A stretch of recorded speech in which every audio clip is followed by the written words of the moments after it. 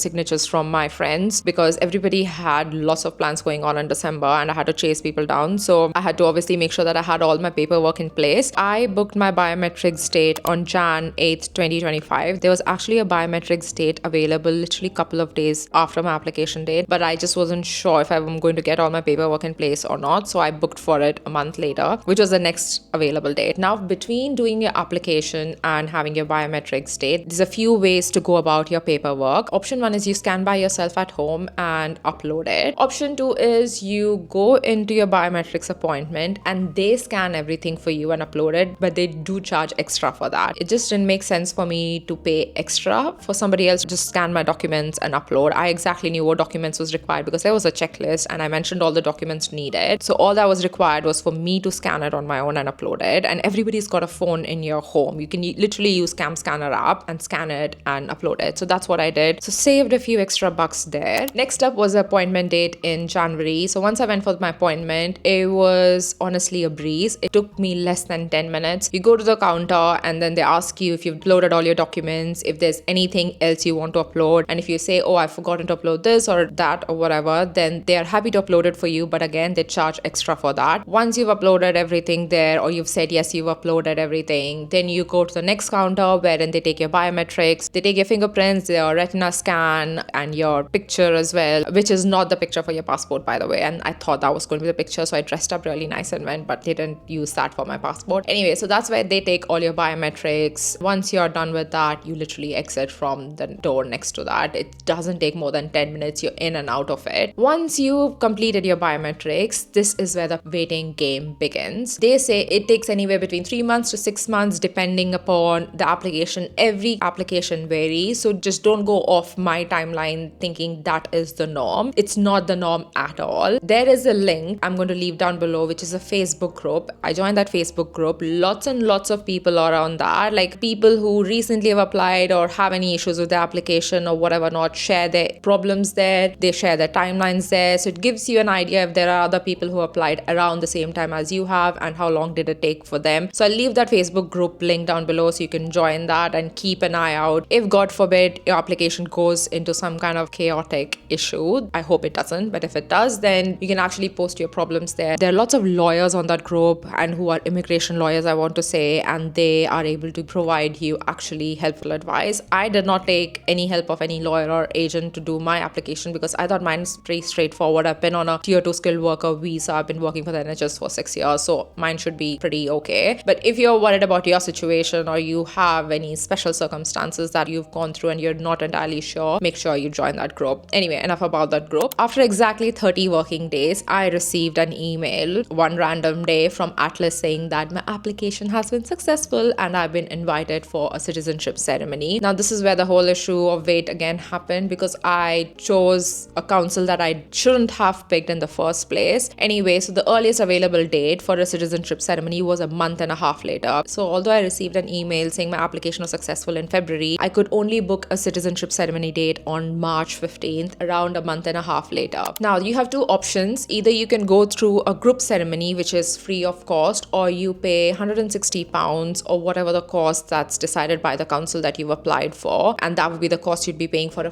private ceremony. Make sure that the council that you pick when you're doing your application few months prior, make sure that the council has lots of dates through the week doing these ceremonies, because if you pick a council which has ceremony dates that they offer every few weeks, then you are going to have a really long wait. So be clever about it, be smart about it in terms of picking the council. It doesn't matter which council you pick anywhere in the country, just make sure that they have daily ceremonies. I mean, obviously it's beyond your control in terms of the wait for these dates. It's not something that you know beforehand, but at least if they have dates every single day, whether it's booked out or whatever, you know that it's going to be quicker rather than having once every 3 weeks and then it's going to be a really long wait for you to get your ceremony date. I took up the private ceremony offer and I had to pay £160 because I have got spring summer travel plans, so I couldn't wait. So the private ceremony date was 2 weeks prior to the group ceremony date, which would happen end of March. So I'm like, you know what, at this point, yeah, just take my money. I'm going to do a private ceremony. I mean, luck has it that the council that I picked, which was Greenwich Council, which is so far away from where I live, but anyway, that's besides the point. They have construction going on in the ceremony venue, which is their main ceremony venue. So they are currently offering discount for private ceremonies. So instead of paying £160, they said I just needed to pay £100, which is also a lot of money, but I just needed a date sooner because I'm going to be traveling soon. Then on the day of the ceremony, it was honestly such a straightforward process. I was in and out within 15 minutes. If you want to know what exactly happens at a citizenship ceremony, I'm going to put up the link of the vlog here. I've literally filmed the entire thing, so you can go and watch that. The main thing about the ceremony, which other than, you know, having the ceremony to be a British citizen, the other bit is the main piece of document that you get on the day is your naturalization certificate. That's essential for applying for your British passport. So once you receive that, you can apply for British passport literally after walking out of the ceremony, but I applied for it the next day. Next morning, went online, put in my application. Now, in terms of cost for applying for British passport, if you're applying for a standard 34-page passport online, it's for £88, or you can do a paper form application, which would be for £100. I don't know why is a paper form more than an online form, especially given that older people are going to be applying via paper. I feel quite bad about that. If you're a frequent traveler, this is the one I applied for. The frequent traveler, which is a 54-page passport online application, is for £100.50 and paper form is for £112. Once you apply for your British passport online, you also have to mention a referee who's going to confirm your identity. It's only one referee this time, and it could be one of the people you listed for your naturalization application a few months prior as well. So it doesn't have to be a different person, but make sure it's somebody who's got British passport. My friend literally did my identity confirmation within an hour of me putting in the application. So this was on a Sunday.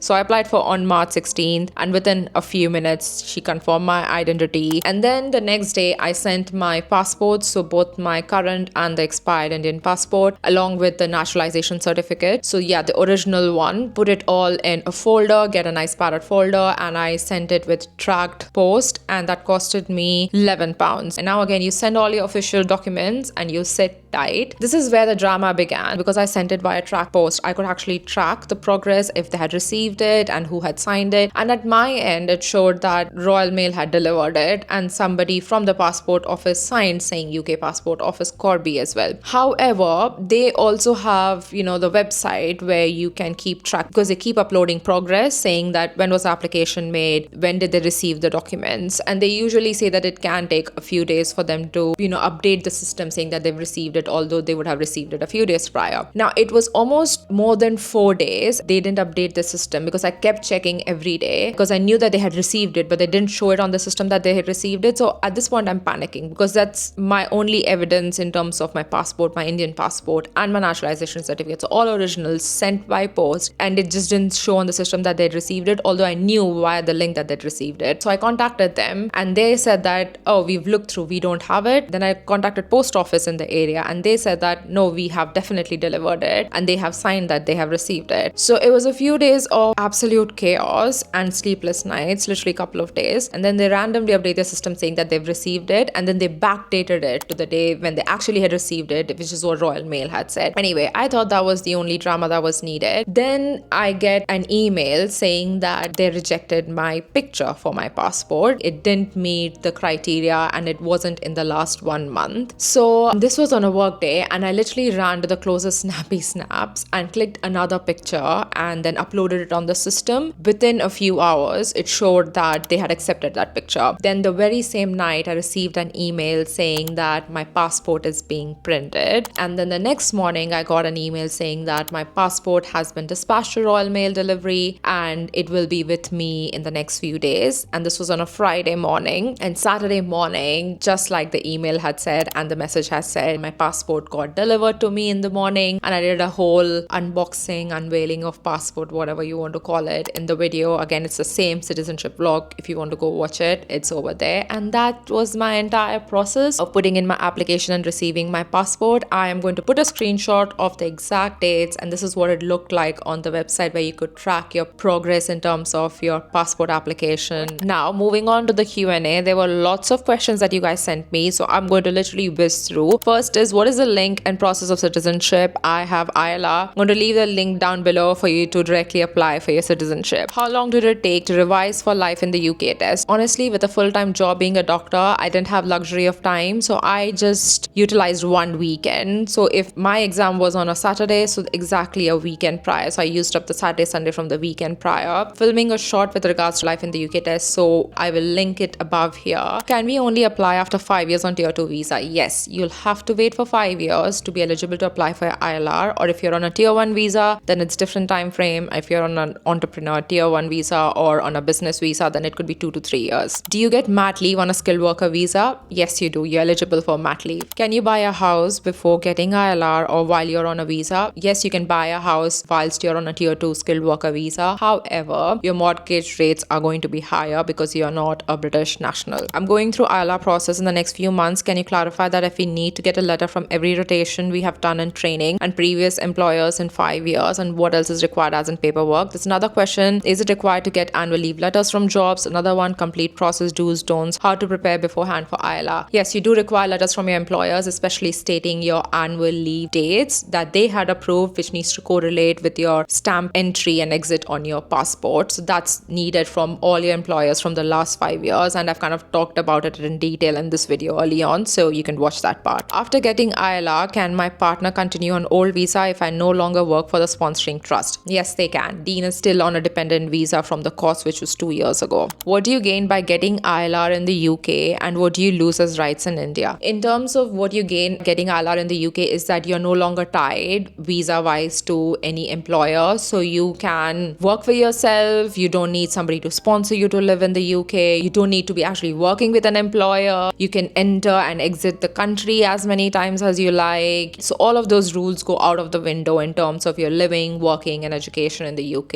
It's not tied to any employer. You don't lose anything in terms of your rights in India. ILR essentially means a long stay permit in the UK. You don't require any visa to enter or exit UK. You don't lose anything because you still retain your Indian passport. ILR is not passport. ILR is just basically a long-term stay in the UK. It's indefinite leave to remain. It's nothing to do with your citizenship or your Indian passport. So you retain all your rights as an Indian citizen because you're still on an Indian passport. Did you travel outside the UK post ILR? Did you apply for citizenship after 1 year of ILR? Yes and yes. I did exit the country many times. So I got my ILR in December 2023, and right off the bat I left for India for 3 weeks in January 2024 for my friend's wedding, visiting my family. Went on various trips last year to Europe as well. So yeah, exited the country many times last year whilst I was on ILR, but I just made sure I wasn't hitting the maximum limit in terms of exiting the country. As long as you're within those days of being in the country and exiting the country, you're completely fine. You can exit the country. What is the difference between ILR and BRP? When do we apply for BRP? So ILR is indefinite leave to remain, which is that you can enter and exit the country without being tied to an employer. You don't need to be on a visa. You don't need to be employed by anyone. You don't have to be applying for visa to come to the UK. Basically, all the grounds of living in the country and working in the country, you're a free man, woman. BRP is biometric residence permit, which used to be a physical one, and it's now become e-BRP now. Biometric residence permit is your permit to basically say that you're on a tier 2 visa or you've got an ILR to be in the country. It used to look like this, which was like a physical one, the shape of your driver's license. Now they've kind of made it into an electronic thing. So you put in your code, and then it comes up with a work code or occupation code, which gets sent to your employer. I haven't traveled with an e-BRP because this whole e-BRP thing happened at the end of last year. By the end of last year, I was applying for citizenship. So I'm not entirely sure how smooth sailing it is at the immigration counters. Is getting ILR and citizenship the same? No, it's not. ILR basically permits you to be living and working in the country whilst you still have your native passport. Citizenship is you're applying for a British passport, applying for British citizenship, which means you would be giving up your native passport or your native citizenship if you're on an Indian passport. I believe majority of my audience watching this video have an Indian passport, so you can't have dual citizenship. So once you apply for British passport, you no longer can have your Indian passport and you need to renounce that. My husband came on a tier 2 visa and I joined a year later. Will the ILR process differ for us? Yes, it will. Essentially, if your husband came a year prior to you, his ILR date would be a year prior to yours. You need to complete your 5 years to be eligible for ILR, regardless of you being on a dependent visa or you being on your own tier 2 visa. Yeah, 5 years is the minimum requirement. Hi, I'm in the process of applying for naturalization. I wanted to ask about the referee forms. Is it okay for me to fill it and get it signed from the referees, or does it have to be entirely completed by them? By the way, I feel excitement, and seeing this makes me more excited. You can fill it up. They just need to sign it. Can parents only visit on tourist visa? Any benefits parents have due to our ILR? Nope, there's no benefits to them. The only people who can benefit from you being on a British passport or you're changing your citizenship are your dependents, and your dependents are your partner, your husband essentially, and your children. In between ILR and citizenship time period, how many days did you spend outside of UK? Me personally, I would say I spent somewhere around 45 days outside of UK. So yeah, a month and a half is what I spent. I think the limit is 3 months. Have you traveled to India for long periods, 1 to 2 months before ILR? Did that affect anything? Yes, I have traveled, and no, it did not affect anything. As long as you're within the time frame I've mentioned, you are completely within your right to be exiting the country. I don't know if any employer is going to allow you to exit the country for so long, to allow you for leave. That is between you and your employer. I did spend 3 months in India because I was stranded in India and they wouldn't let me board the plane because I wasn't British citizen, and they were only prioritizing British nationals to come back to the UK. When COVID just kicked off, March 2020, I was stranded in India for 3 months. So that was my longest ever time I spent in India prior to applying for ILR. Processing time for UK passport after citizenship ceremony. So my citizenship ceremony was on March 15th and I had my passport in my hand on March 29th. So I would say 2 weeks, but that was my personal time frame. Doesn't mean everyone's time frame is going to be that. So please do not compare. If you have done so, what is the process to renounce your Indian citizenship? I haven't done that yet. Receiving my passport, I have a 3-month window. I do have few travel plans coming up this month and the next month. So when I do my renunciation of my Indian passport and the entire process that's going to go into it, it's going to be my first time doing it. So I have no idea about it. So as and when I do the process, goes without saying, I'm going to obviously film it and take you guys along with me, and I'll probably make a video then. For now, I do not have any information information. So I'm really sorry I'm not able to answer that question. That brings me to the end of this video. This is probably the longest sit down video I have done in a really long time. It's been many years I haven't done a sit down video, which used to be the norm really. So I hope you found this video helpful. If you did, then you know the drill. Please do give it a big thumbs up. You know, it really helps with the algorithm. If you don't want to, it's completely fine, but if you do, it's free of cost. Hope you're looking after yourself and your loved ones. I shall see you in the next video. Bye. Mwah.